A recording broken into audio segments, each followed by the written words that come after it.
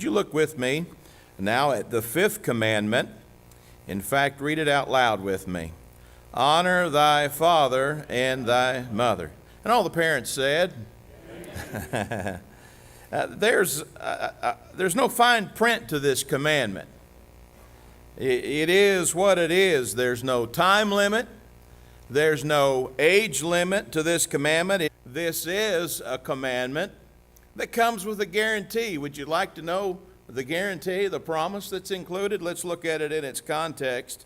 In Exodus 20, verse 12, honor your father and mother, and here's the promise. Here's the guarantee. Then you will live a long, full life in the land the Lord your God is giving you. I wonder in our culture if we don't honor the wrong people. But I want us to talk about this morning about the sacred practice of honoring your parents.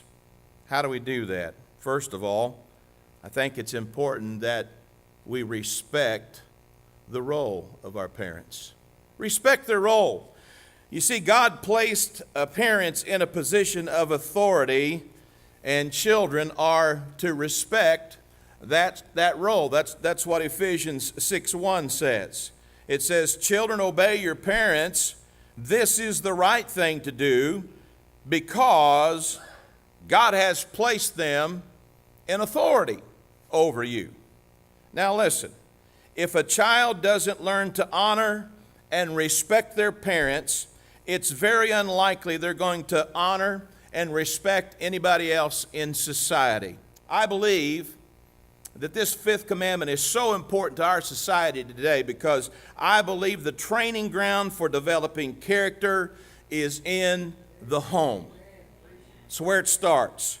That's where our children learn the core values of life. And God has placed this commandment right in the middle of the rest of them because I think it's kind of the backbone for our society today, for us to live as free people, just like these children of Israel escaping Egyptian bondage. The second way I believe we can honor our parents is to value their advice.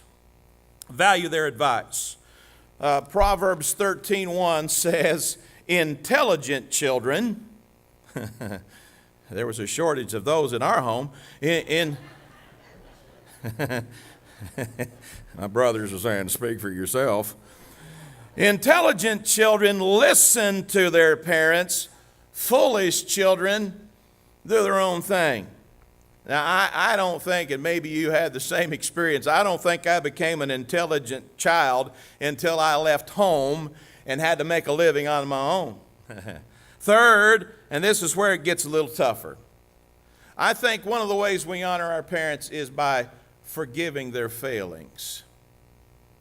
Forgive their failings. None of us have perfect parents. None of us are perfect parents. You all right with that? Parents, children, parents are human. They make mistakes. Sometimes they make flawed and bad decisions. Look at this verse in Psalm 27:10. If my father and mother leave me, the Lord will take me in. Your Heavenly Father loves you. He invites you. You're part of His family. He'll never leave you. He'll never forsake you. And He'll love you unconditionally. Another way we honor our parents is by affirming their efforts. We forgive them for what they did wrong, but I think it's also extremely important to affirm them for what they did right. Proverbs 23:22. Listen to your father. Without him, you would not exist. And when your mother is old, show her your appreciation. And so, as we talk about this fifth commandment of honoring your father and your mother, here's your homework assignment. If your parents are still living, why don't you take time this week to write them a letter and honor them? Write a tribute. Trust me, I do a lot of funerals. I think it'd be a lot more meaningful for your parents to read it now they'll appreciate it more than they will at their funeral. Honor your father and your mother. Finally, honoring your parents includes meeting their needs. My parents, even in their 80s, are extremely self-sufficient. They are incredible. They are on the go all the time. But it does, as their children, I'm speaking for my siblings and the wonderful wives in our life, it is an honor for us that if they ever need us, we're there for them.